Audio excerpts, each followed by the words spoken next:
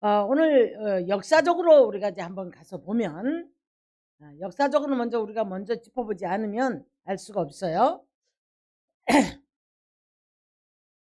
열왕 시대가 있고, 그다음에 이제 사무엘이 이제 지난 다음에 사사 시대가 있습니다. 이때에는 종교와 정치가 분리가 되지 않았어요. 그래서 이제 사사들이 나라를 다스렸고, 그들은 사사들은 제사장, 왕, 선지자 이걸 다 했어요. 그러다가 이제 열왕 시대에 들어가면서 왕이 나라를 통치를 하면서 이제 이 제사장들과 분리가 되어집니다. 분리가 되어지면서 제사하는 사람들이 레위 사람들을 통해서 따로 있었고, 근데 그것을 월권했던 사울은 이제 거기에서 큰 문제가 생겨서 이제 미끄럼을 타는 그런 모습을 바라볼 수가 있습니다. 자, 열왕 시대에 들어와서 보면 우리가 이제 이런 역사를 보면 왕들이 정치를 하지만 곧 뒤에 보면 배후에는 누가 하나님이 통치하는 것을 바라볼 수가 있습니다. 자, 그래서 이 구약 때에도 이제 이 열왕 시대부터는 항상 누가 개입을 하는가 하면 제사장들이 제사를 드리지만 거기에 하나님의 영을 받은 선지자들이 개입을 해요. 선지자들이 개입을 해서 하나님의 말씀을 대언을 해줍니다. 대언을 해주는데 바른 선지자들은 불순종하는 자들에게 책망을 해주고 그들을 바른 길로 인도를 해줍니다.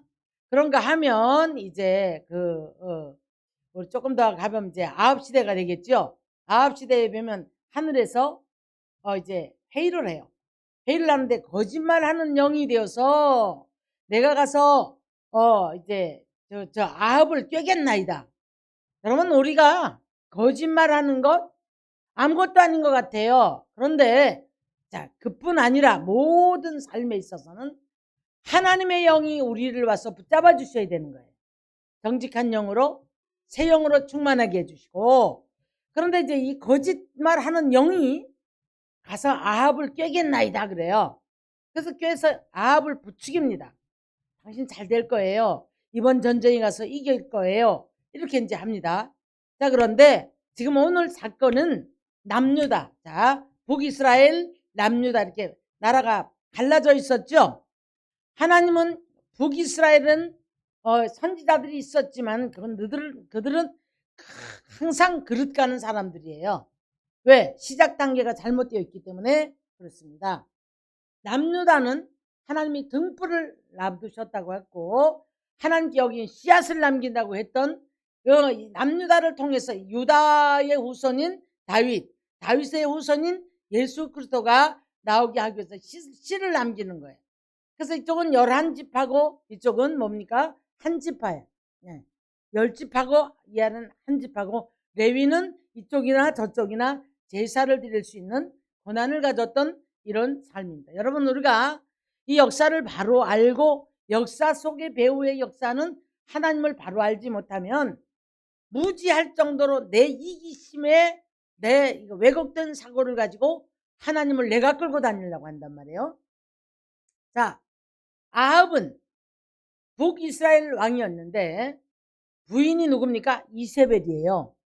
선지자들을 다 죽이고 하나님이 너무너무 미워하는 사람이었는데 남유다 이제 흘러내리면서 여호사밧 아버지가 아사였습니다. 아사 왕도 하나님 앞에 칭찬을 받는 사람이었었는데 그가 이제 마지막에 가서 이제 자기를 길러주고 했던 이제 선지자들을 함부로 해요. 그러면서 이제 그때에 막 제사를 드립니다. 못하게 말렸던 이제 그 선지자를 막 밀쳐버리고 화를 내고 그랬는데 그때에 사람에게 문제가 생겨요. 문제가 생기면서 결국 나중에는 이제 고통의 자리로 가서 발의 병이 났는데 하나님을 찾지 않고 의사만 찾아다녔더라. 자, 보십시오. 우리는 하나님이 얼마나 우리 삶의 중심에 계신가, 하나님은 얼마나 우리를 향한 이 마음이 어떻게 우리를 향해서 부르시고 계신가, 이것을 우리가 오늘 시간에 깨닫는 저와 여러분 되셨으면 좋겠습니다.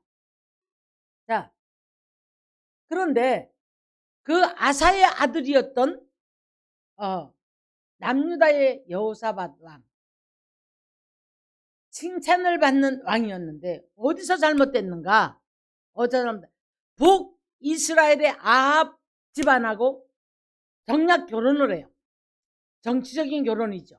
혼인관계를 맺습니다.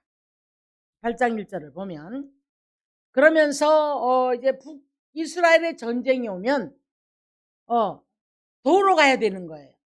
도로 가서 북에서도 이제 북이스라엘에서도 도움을 청하지요. 그러니까 가서 도로 가는데 누굽니까? 아합의 아들이 여호람이거든요. 그러면서 이제 여호람이 그 전쟁 때 우리가 이제 열왕기 하 3장을 보면 아주 그 말씀이 잘 나타나 있죠. 엘리사가 뭐라고 합니까? 여호사밧, 당신의 낯을 보지 않으면 저 북이스라엘의 그 왕의 얼굴을 보고는 내가 기도도 해주지 않겠다, 이렇게 얘기해요. 그러면서 이제 여호사밧의 낯을 보고 그 전쟁에서 승리를 하게 되고, 미가야라는, 그러니까 이제 그 거짓말하는 영이 되어서 내가 나가서 이제 이렇게 하겠습니다 했던 그 선지자를 통해서 아합은 전쟁에 올라가서 죽습니다. 여호사밧과 옷을 바꿔 입고 괴계를 부렸지만은 하나님이 하시는 통치 아래서는 생명도 내가 지킬 수가 없는 거예요. 하나님이 하시는 삶 속에서는 그 어떤 것도 내가 할 수 없는 것을 볼 수가 있습니다. 자, 그런데 아하시아라는 야하시라는 이제 선지자가 예후가 이제 막 굉장히 이제 책망을 합니다.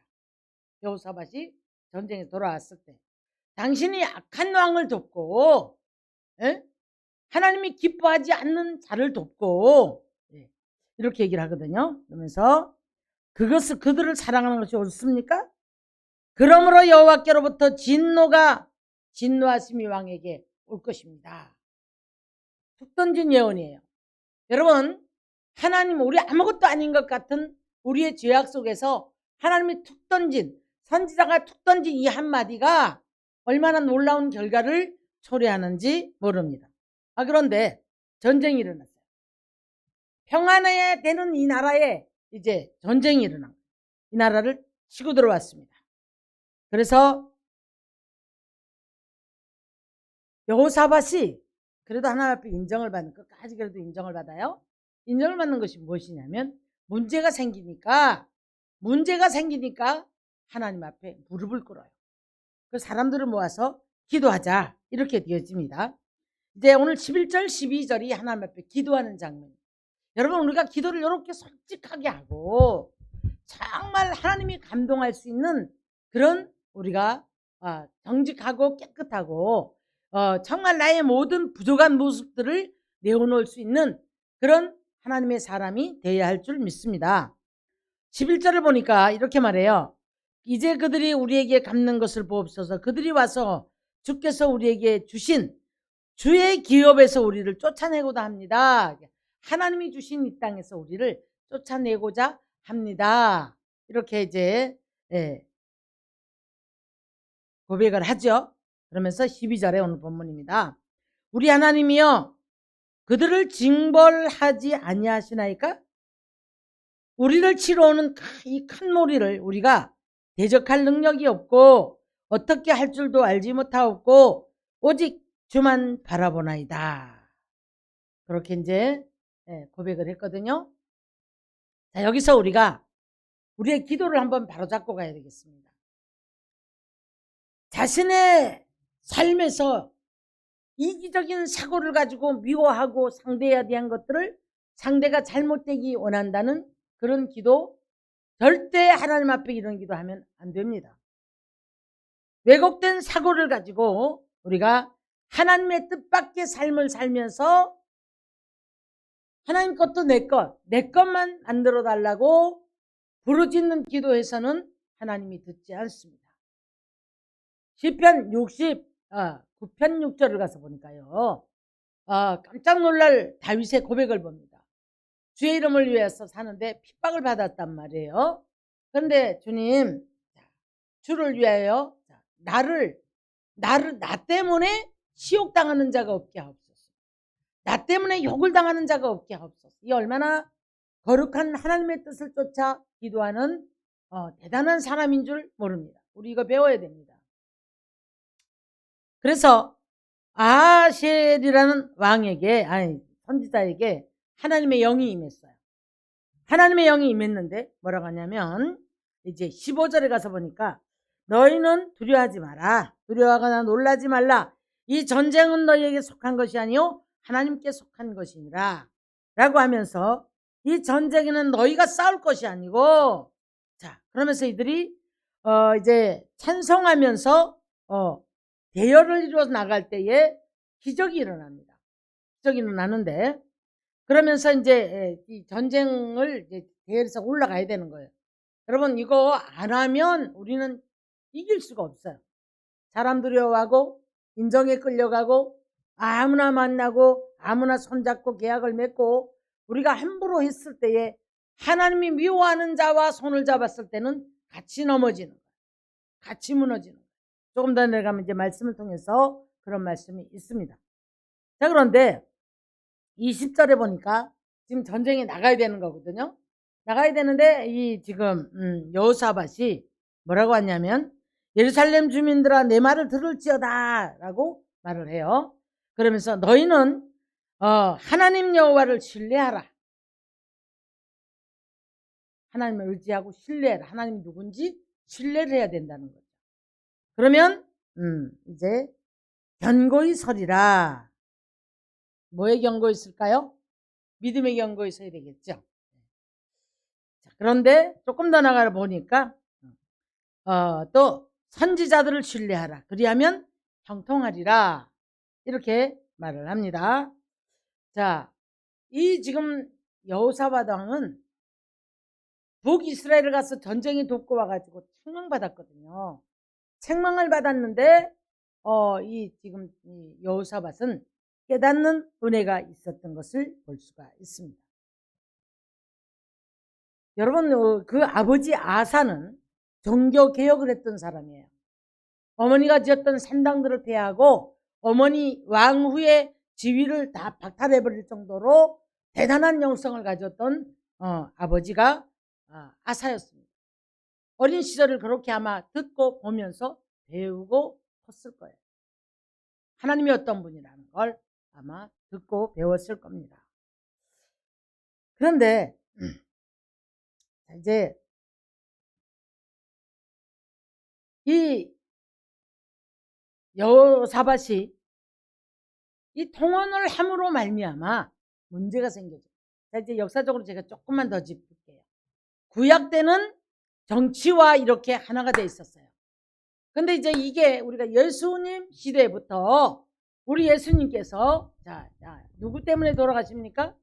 정치와 야합이 되어 있던 대제사장들에 의해서 자기들의 그 권력을 뺏길까봐 거기에서 두려움 속에서 이제 핍박하는, 복음을 핍박하고 예수를 핍박하는 그 속에서 예수님은 십자가를 지실 수밖에 없었던 거예요.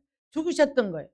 큰 틀에서 보면 하나님께서는 이 영적 전쟁에서 우리를 죄로부터 탈출시키려고 구원하시기 위해서 우리 예수님을 보내셨지만, 역사적으로 정치적으로 바라보면 이때의 상황이, 그래서 이 대제사장들은 전부 다 가족들이 뭐 사위, 아들 등등등 전부 다 이렇게 이제 정치적으로 진을 치고 있었던 거예요. 그 정치적으로 야합이 되어 있던 이 지금 종교 이 지도자들에게는 물질이 끌었겠죠. 명예나 권세가 있었겠죠. 그래서 예수님 책망합니다. 머리에 이런 거 쓰고 그 다음에 긴 옷을 입고 이런 이제 대제사장들, 바리새인들을 책망하는 것을 볼 수가 있어요. 오늘날도 똑같습니다, 여러분. 교회는 하나님의 나라가 통치를 해야 되는 거예요. 아멘. 정치인들 속에서도 하나님의 백성들이 있다라면 그들은 기도하면서 이 나라를 하나님이 통치해 주기를 위해서 기도하는 그런 축복의 종들이, 하나님의 사람들이 되어야 할 줄 믿습니다. 복음이 여러분 정치와 야합을 하고 권세나 물질의 야합이 되어버리면 복음은 어느샌가 변질되게 되어 있어요.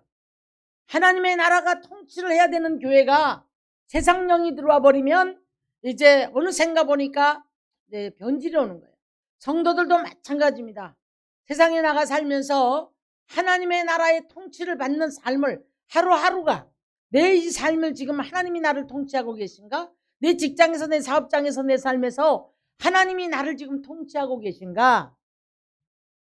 아니면 내가 여기서 하나님 앞에 거스르는 어떤 것들 때문에 말 한마디 때문에 행동 때문에 잘못된 계약 때문에 하나님이 이렇게 진노를 하는 일이 생겨버렸을 때에 내 개인의 문제가 오고 가정의 문제가 오고 가족들에게 일가 친척에게 아니면 내 사업장의 직장에 문제가 오더라는 겁니다. 별거 아닌 것 같죠? 그런데 북이스라엘과 혼인을 함으로 말미암아 이제 전쟁을 만나서 이 엄청난 고통을 치러야 하는데, 그런데 여호사밧은 그래도 깨닫는 사람이었던 거예요. 깨닫는 사람이다 보니까 이제 책망을 반대로 아버지는 선견자 하나니아의 책망을 받고 옥에 가둬버리고 그래서 병이 들어서 죽게 되는 모습을 바라볼 수가 있습니다. 여호사밧은 하나님이 함께하는 사람으로 실수를 했어도 깨닫고 회개함으로, 오늘 기도 소리를 들어봐도 알잖아요. 내가 어떻게 할 줄도 모르겠고 힘도 없고 연약하니 주만 바라볼 수밖에 없습니다.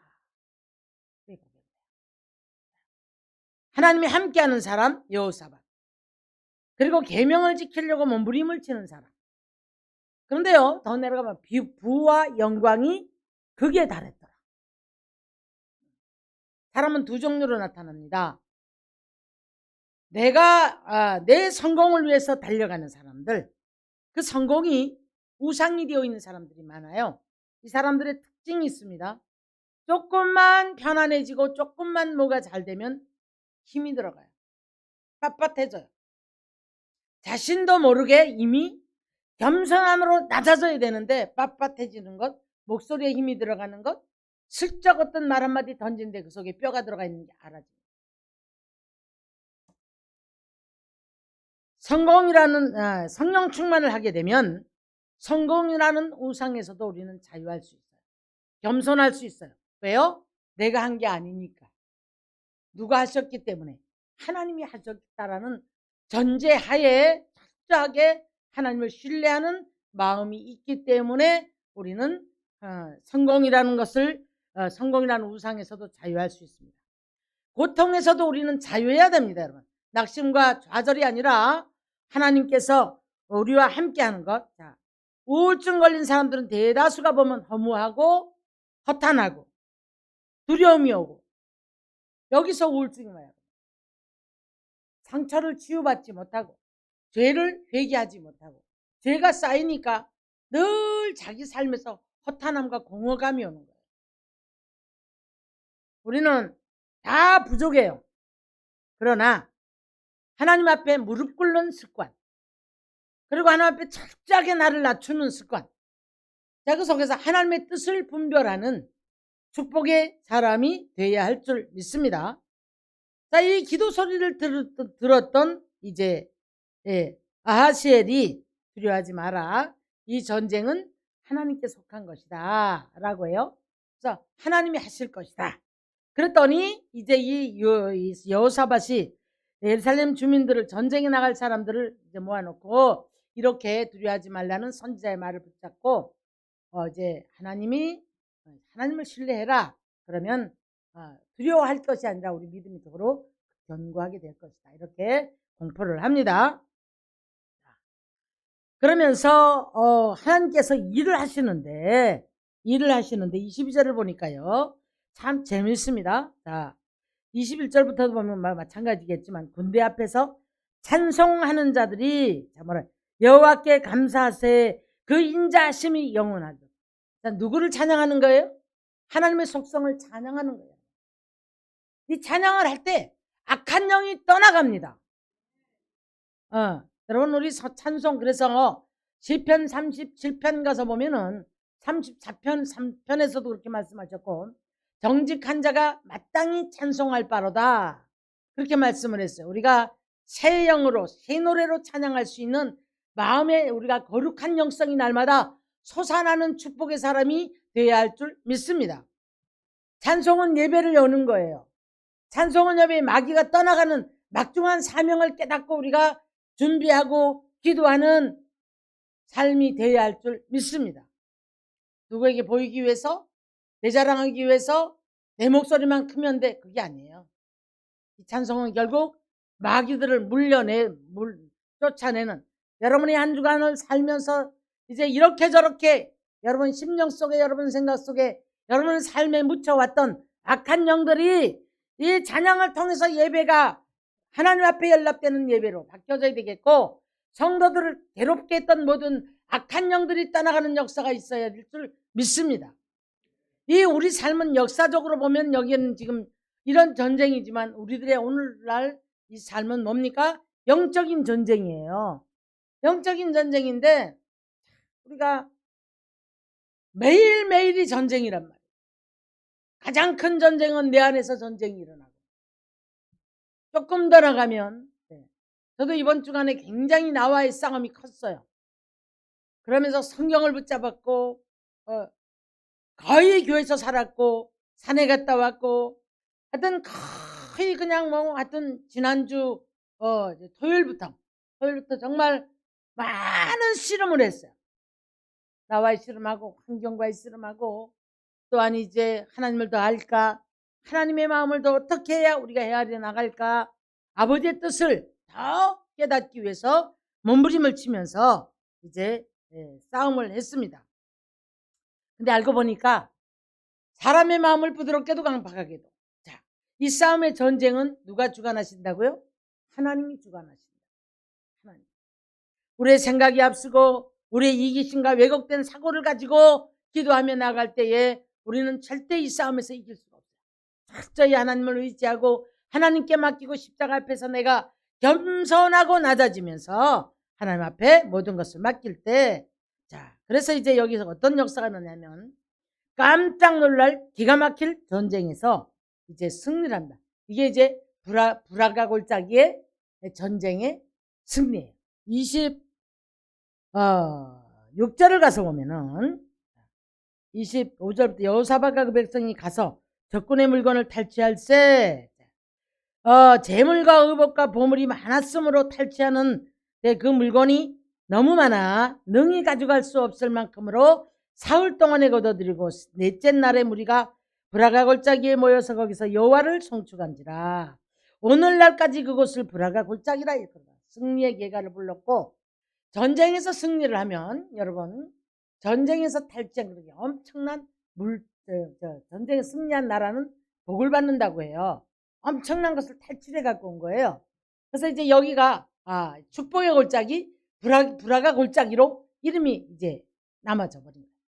사랑하는 성도 여러분, 날마다 내 삶 하나를 이기지 못하고, 내 심령 하나를 이기지 못하고, 내 환경 하나 이기지 못하고, 늘 우리가 안에서 분쟁하고 짜증나고 화나고 모든 것들 다 너 때문이야, 너 때문이야, 너 때문이야, 그러면서 우리가 날마다 하나님 앞에 나를 들들 볶아보고 하지만은 이 전쟁이 하나님께 속한 것이라는 걸 깨닫고 십자가 밑에서 철저히 내가 낮아질 때, 내 삶에서 하나님의 뜻을 찾는 삶을 살아갈 때, 여기에서 우리는 승리의 삶을 살 때에 브라가 골짜기에 놀라운 이제 이 승전고를 울리고 놀라운 복을 받는 줄 믿습니다. 아멘. 전쟁에서는 승리를 할 때 반드시 이런 복이 있어요. 창세기 14장도 가서 보니까 이제 누구죠? 아브라함이 조카 롯을 구출해 왔을 때에 엄청난 전리품이 있었잖아요. 그죠? 전리품이 있었을 때에 자, 뭐라고 합니까? 자, 너 그거 전리품 내가 너희 줄 테니까 포로 데려온 사람 날 줘라. 그랬죠. 소도망이 그랬나요? 그랬어요. 그랬을 때에 뭐라고 하냐면, 나는 당신으로부터 치부받았다 소리 듣지 않고 하나님께 드리고 복을 받겠다. 그래서 11조를 드리고 기도를 받고 복을 받다. 이 말은 무슨 말이냐면 전리품이 필요 없다는 얘기가 아니고 그 왕으로부터 그 전리품 받아 네가 부자 됐다. 자, 우리로 말하면 사람 만나서 내가 너를 도와줬어. 그래서 그 사람이 우상이 되면 안 된다 이 말이에요. 사랑하는 성도 여러분, 우리 이런 것들이 빨리 분별이 되어지는 축복의 사람이 되어지기를 주의 이름으로 축원합니다. 자, 이 여호사밧이라는 사람은 너무 감사한데 이 30절 가서 보니까 그 나라가 태평했고 그의 사방에서 하나님께서 이제 그들에게 평강을 주셨다. 그래서 이제 이 여호사밧이 굉장히 이제 아주 성공적인 왕으로 마무리를 하게 되는데 가다가 또 이제 잠깐의 이제 손을 잡습니다. 누구에게 손을 잡냐면 산당을 다 없애야 되는데 산당을 남겨준 것이 하나님의 배 이제 그것이 흠이 되어 남은 거예요. 흠이 되어 남은 거예요. 북이스라엘 왕 아시아 왕하고 교제를 합니다. 35절 가서 보니까. 자, 우리가 잘못된 만남은 잘라야 돼요. 교제를 했는데 자, 머릿속에다가 자, 이렇게 하면 돈 벌 거야. 우리로 말할게요. 이렇게 하면 잘 될 거야. 이렇게 하면 괜찮대. 라는 말을 들었어요. 그래서 이 두 왕이 36절에 가서 서로 연합하여 배를 만들어 다시스로 보내고 이제 어떤 무역을 했던 것 같아요. 손을 잡고. 그런데 자, 너무 재미있는 얘기는 하나님께서 자, 32절을 보겠습니다.